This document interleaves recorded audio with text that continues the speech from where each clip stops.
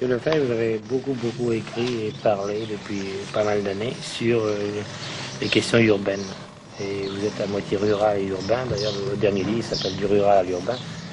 Parce que ce que je voudrais vous dire en commençant cet entretien, c'est que, enfin, grossièrement parlant, je crois qu'il y a trois périodes. La période agraire, la période industrielle et la période urbaine. Et que nous entrons à peine dans la période urbaine. Elle sort de la période industrielle, de l'industrialisation qui se fait dans des conditions historiques et politiques déterminées ici, dans un contexte de non-développement, là dans un contexte de supercapitalisme, ailleurs dans un contexte socialiste, mais que partout on entre dans l'ère urbaine et que par conséquent les problèmes urbains sont des problèmes mondiaux. Et alors, ce que je pense, et ce que veut dire cette classification, cette périodisation, c'est que les notions et les idées et les concepts et les pratiques devront changer profondément. De la même façon qu'il a fallu une adaptation et une transformation extrêmement difficile, et qui n'est même pas terminée, de toutes les idées, de toutes les représentations, de tous les symboles acquis pendant la période rurale, pour passer à la période industrielle, de la même façon, à mon avis, il faut repenser, reconsidérer toutes les notions, tous les symboles, toutes les représentations, tous les concepts, même de la science, pour passer de la période industrielle à la période urbaine dans laquelle nous entrons.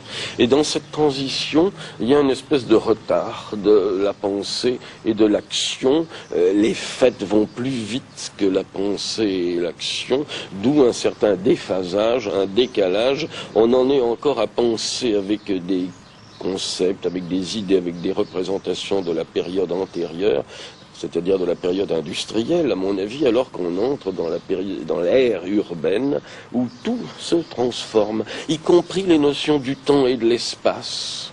On n'a pas encore pensé l'espace urbain, d'où l'espace de ségrégation dans lequel on disperse les populations avec ou sans leur complicité, mais ce n'est pas seulement parce qu'on veut les disperser. Parce qu'on ne sait pas comment. Mais on ne sait pas non plus comment s'y prendre pour les rassembler, pour ne pas les projeter sur le terrain, les uns en dehors des autres, complètement dissocier tous les éléments de la société, de la vie sociale. Il y a une chose, par exemple, vous disiez, je pense que c'est important, vous disiez, après la guerre, après la dernière guerre, dans beaucoup de pays modernes, on a fait un remembrement rural, une réforme agraire. On n'a jamais fait de réforme urbaine. Oui, ça c'est un aspect assez important de la question, c'est un aspect politique important. Il est arrivé une chose extraordinaire, et dont on ne voit pas encore toute l'étendue. Lorsque les grands révolutionnaires, c'est-à-dire Marx, Engels et Lénine, ont projeté le bouleversement de la société, ils ont pensé que la force la plus efficace, celle qui s'attaquerait jusque dans les profondeurs à la société ancienne et qui élaborerait une société entièrement nouvelle, ce serait la classe ouvrière et le prolétariat. Ils ont parlé de révolution prolétarienne. Et chez Marx et même chez Lénine, les considérations sur l'agriculture, l'idée d'une réforme agraire qui arracherait la propriété du sol aux féodaux, elle était d'abord une idée secondaire, une idée subsidiaire. Et il se trouve que ça a été pendant la première moitié du XXe siècle l'idée la plus active, celle qui a eu les plus grandes conséquences, puisque ça a entraîné non seulement la révolution en Russie, qui a été une vaste réforme agraire, mais la révolution chinoise, qui est elle aussi une vaste réforme agraire, et puis sans compter toutes sortes de transformations dans toutes sortes de pays, disons l'Égypte, l'Algérie, les pays africains, les pays asiatiques, les pays d'Amérique latine, où cette réforme agraire est encore à l'ordre du jour. Alors il se trouve que c'était une réforme, Une réforme, c'est pas une révolution. Or, cette réforme a eu une portée révolutionnaire. Il s'agissait de la propriété du sol cultivé, du sol arable, du sol pour l'agriculture. Alors, la question de la propriété du sol bâti, du sol dans les villes est aussi importante que la question du sol cultivé. Maintenant, disons, après un siècle d'époque industrielle et post-industrielle, pensez-vous qu'il va falloir une réforme urbaine comme il y a eu une réforme Je pense. D'ailleurs, les modalités ne sont pas faciles à trouver. Il y a eu des tentatives par-ci par-là, et vous les connaissez aussi bien en Hollande qu'à Stockholm. Enfin, en Suède, il y a eu des tentatives de réformisme urbain. Or, ces tentatives n'ont pas été suivies de résultats extraordinaires, parce qu'en elle-même, cette réforme ne suffit pas.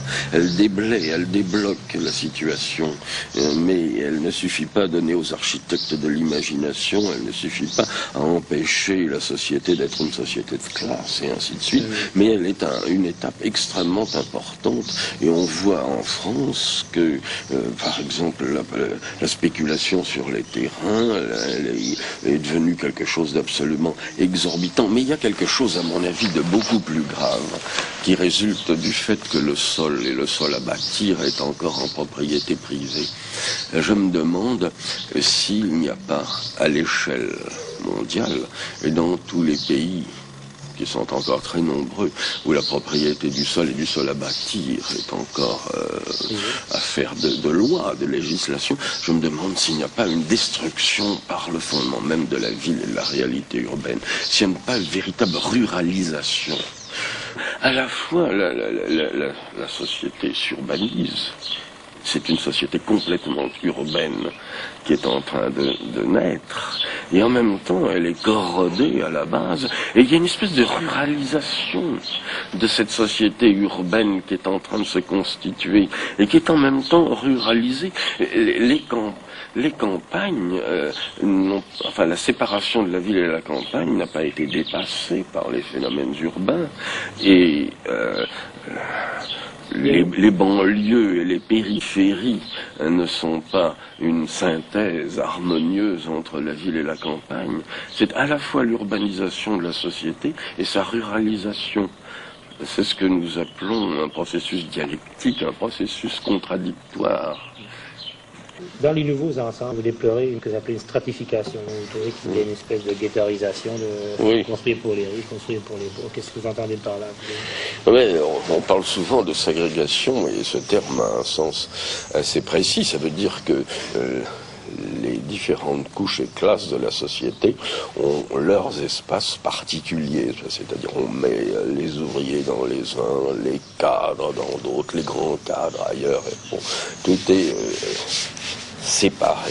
Mais je crois qu'il faut aller beaucoup plus loin dans cette idée et voir que c'est tous les éléments de la vie sociale qui ont été séparés les uns des autres sous prétexte de fonctionnalisation. Si vous regardez ce qui se passait dans les villes autrefois, les espaces n'étaient pas spécialisés.